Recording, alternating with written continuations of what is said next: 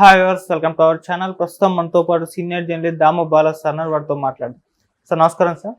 Sir, ఏపీలో 2000 కోట్లు 4 కంటైనర్లలో దొరికాయంట సార్. మరి ఎలక్షన్స్ టైంలో ఇంత అమౌంట్ దొరకడం కాస్త చర్చనీయాంశంగా మారింది. మరి ఎవరి ఆ కంటైనర్లు, ఎవరు పట్టేసుకున్నారు, ఎలా పట్టేసుకున్నారు సార్?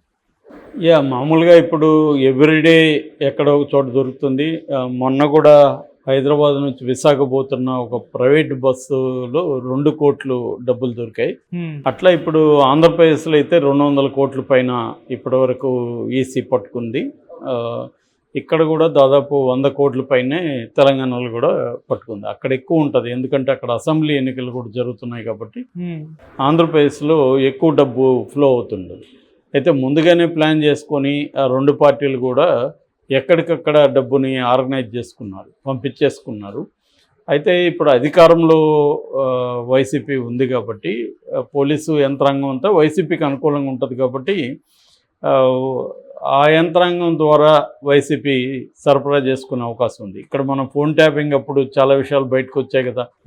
అంటే ఇక్కడ కేసీఆర్ ప్రభుత్వం ఉన్నప్పుడు కేసీఆర్ వాళ్ళు పోలీసుల ఎస్కార్ట్ వెహికల్స్లో, పోలీసుల వెహికల్స్లోనే డబ్బుని తరలించారు. ఎందుకంటే ఆ వెహికల్స్లో చెక్ చేయరు కాబట్టి, పోలీసులవే కాబట్టి. అట్లా ఇప్పుడు ఆంధ్రప్రదేశ్లో కూడా జరిగే అవకాశం ఉంది.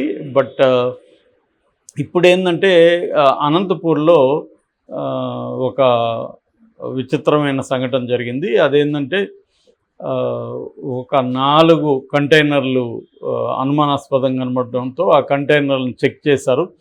ఆ కంటైనర్లో ఒక్కొక్క కంటైనర్లో 500 కోట్ల డబ్బులు ఉన్నట్టుగా పోలీసులు కనిపెట్టారు.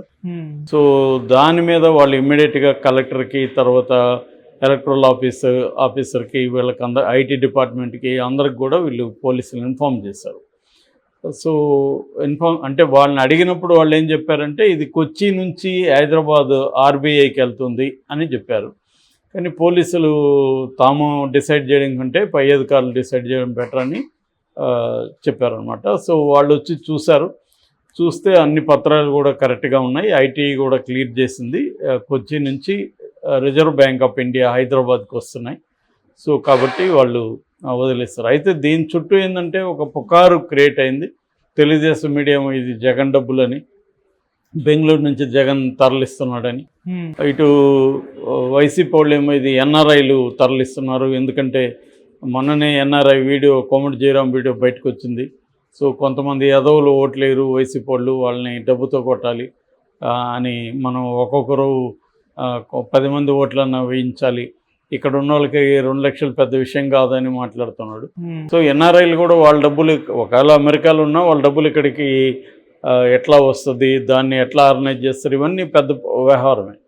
అంటే తెలుగుదేశానికి సంబంధించి ఈసారి ఏంటంటే కొంతమంది వ్యక్తులుగా బాగా డబ్బులు పెడుతున్నట్టుగా మనకి అర్థమవుతుంది. ఎన్ఆర్ఐలు కావచ్చు, ఇక్కడున్న కొంతమంది ఇండస్ట్రియలిస్టులు కావచ్చు, ముఖ్యంగా కమ్మ సామాజిక వర్గంలో వాళ్ళు చాలామంది వాలంటీర్గా డబ్బులు ఖర్చు పెడుతున్నట్టుగా చాలామంది చెబుతున్నారు, వార్తలు వస్తున్నాయి.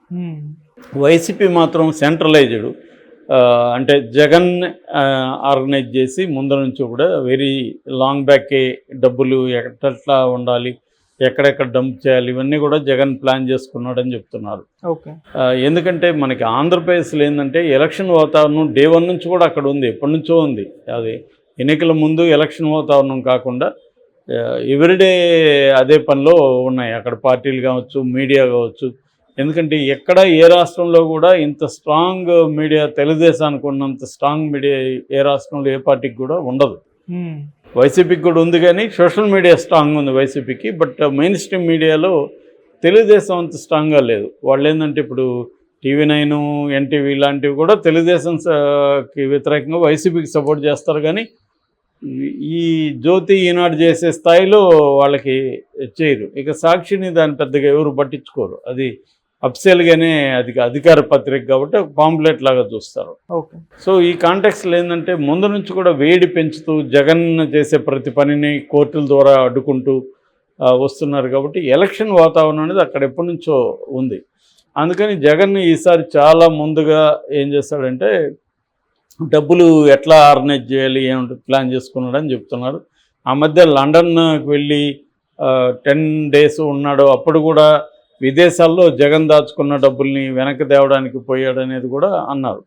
అదేమీ అబద్ధం కాకపోవచ్చు, ఎందుకంటే అట్లాగే మన లోకేష్ కూడా కొద్ది రోజులు మిస్ అయ్యాడు, అప్పుడు కూడా ఇదే పుకారు వచ్చింది. ఖచ్చితంగా అది ఉండే అవకాశం ఉంది, ఎందుకంటే నేను ఆ మధ్య కూడా దీని మీద ఎక్స్క్లూజివ్గా ఒక వీడియో చేశాను. వేరే దేశాల్లో ఇలాగా కంపెనీలని మనం పెట్టేయచ్చు, అక్కడికి డబ్బుల్ని ఎలా తరలించవచ్చు, మనీ లాండరింగ్ మీద వీడియో చేశాను నేను. బ్రిటిష్ వర్జిన్ ఐలాండ్స్ కావచ్చు, కొన్ని దేశాలు, అట్లాగే అమెరికాలో 2-3 రాష్ట్రాలు దీని మీదే ఉంటాయి.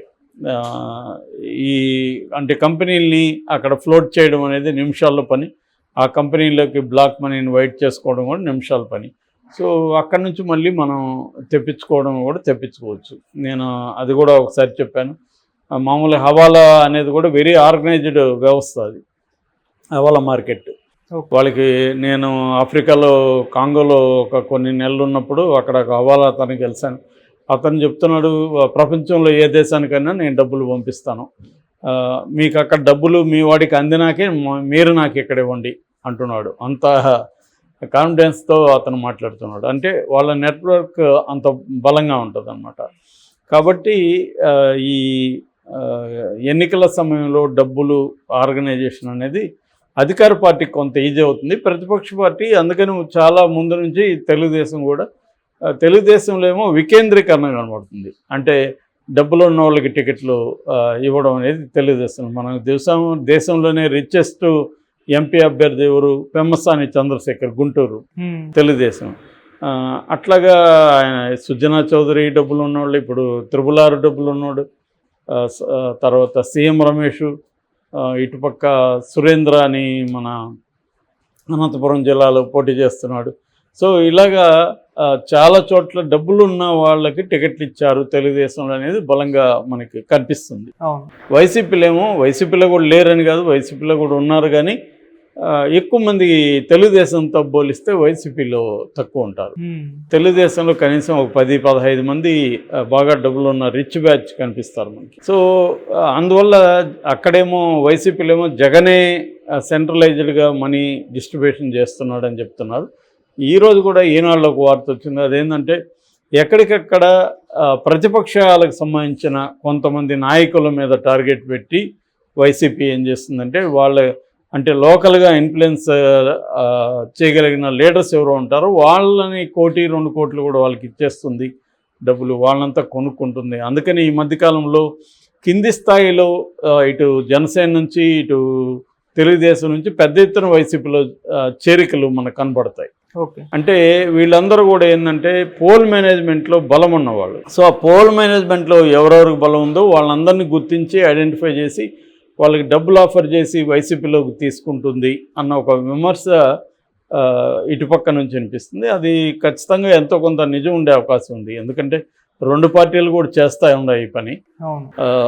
ఎందుకంటే ఇప్పుడు ప్రధానంగా డబ్బునే నమ్ముకున్నట్టే కనబడుతుంది. బయటికి ఎవరైనా మాట్లాడినా ఫైనల్గా డబ్బు ఎలా మాట్లాడుతుందో మనకు కనబడుతుంది. ఇటు వైసీపీలో అదే కనబడుతుంది, ఇటు తెలుగుదేశం బీజేపీలో కూడా మంచి రిచ్ క్యాండిడేట్స్ ఉన్నారు. అట్లాగే జనసేన పార్టీ ఫండ్ కూడా మిగతా పార్టీలతో పోల్చినప్పుడు ఆ స్థాయిలో ఉండదు. సో ఈ పని ముందు నుంచే చేస్తున్నారు కాబట్టి ఎవరు కూడా దొరికే పెద్ద స్థాయిలో, అంటే మనకు ఒక 500 కోట్లు దొరికిన సందర్భం లేదు కదా, అంటే దాన్ని విడివిడిగా చేసి చిన్న రూపాల్లో ఎట్లా డిస్ట్రిబ్యూట్ చేయాలనే నెట్వర్క్ 2 పార్టీలకు ఉంది. తెలుగుదేశానికేమో బలమైన ఆర్గనైజేషన్ నెట్వర్క్ ఉంది తెలుగుదేశానికి. అట్లాగే తెలుగుదేశానికి కూడా అధికార యంత్రంలో తమ మనుషులు ఉన్నారు ఇప్పటికీ. అన్ని వ్యవస్థల్లో చంద్రబాబు మనుషులను పెట్టడంలో ఆయన విజన్ని ఎవరు కొట్టలేరు.